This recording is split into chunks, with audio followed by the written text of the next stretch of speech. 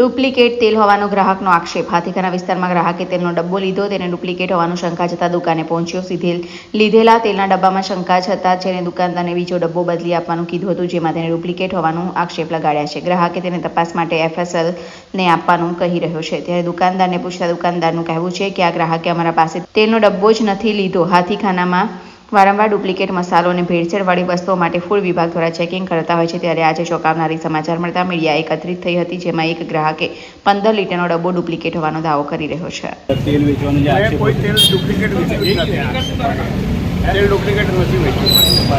જે કહી રહ્યા છે એમને લાગી રહ્યું છે કે ડુપ્લિકેટ ના, તમે ભલે લેબોરેટરીમાં આપો ને તેલ।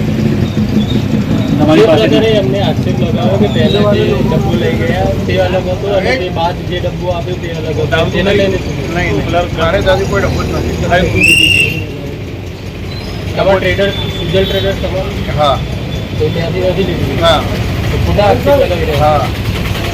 તમે ડબ્બો બદલી આપ્યો ખરો આની પહેલા તમે કોઈ ડબ્બો બદલી આપ્યો છે ખરો? ના, 1730 રૂપિયામાં એમને ચોખાનો કટ્ટો લીધો હતો મારે, તેલનો ડબ્બો લીધો છે। ખોટા આક્ષેપ હા, લગાવ્યા? ખોટા। શું લાગે છે રાજનીતિક કરી એમ? હા, મારે કંઈ લાગે વળગે જ નહીં, મારો કોઈ એમાં લેવું જેવું છે જ નહીં। બિલ આપો છો તમે? બિલ આપો છો દુકાનમાં? બિલ આપીએ છીએ ને અમે।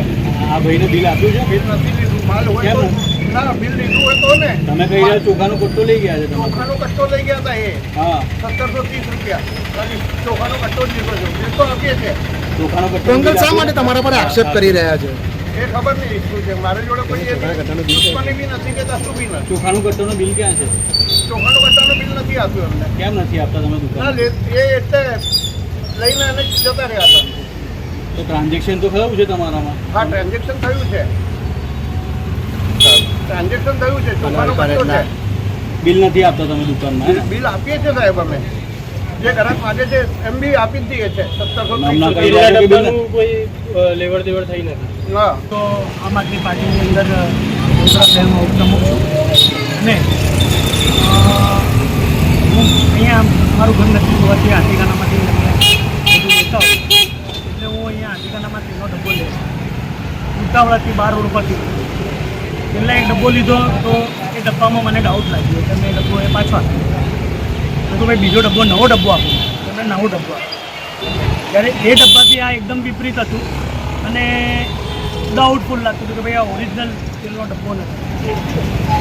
તો જ્યારે હું જે તેલના ડબ્બા લઈ જાઉં છું એ તેલના ડબ્બાની અંદર આખો ડબ્બો કંપનીના જે ડબ્બા હોય એના કરતાં અલગ ડબ્બો હતો। એટલે પછી મેં અહીંયા વેપારી પાસે પાછો આવ્યો અને વેપારી પાસે પાછો આવ્યા પછી વેપારીને કીધું ભાઈ મેં કહું આ ભાઈ ડબ્બામાં મને ડાઉટ લાગે છે, આ ડબ્બો ડુપ્લિકેટ છે।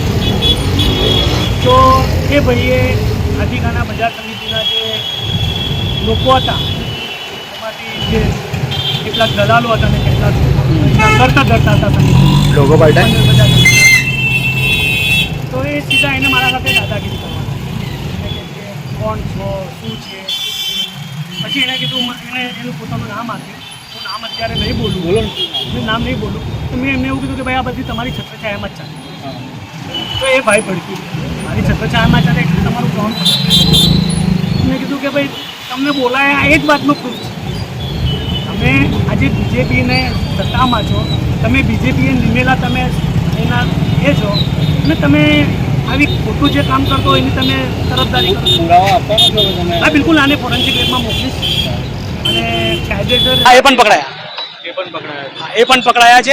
અહીંયા હાથીખાનામાં એક દુકાન છે અને ત્યાં તો આમ બધું જ ડુપ્લિકેટ છે। ફૂડ વિભાગને જાગવું જોઈએ।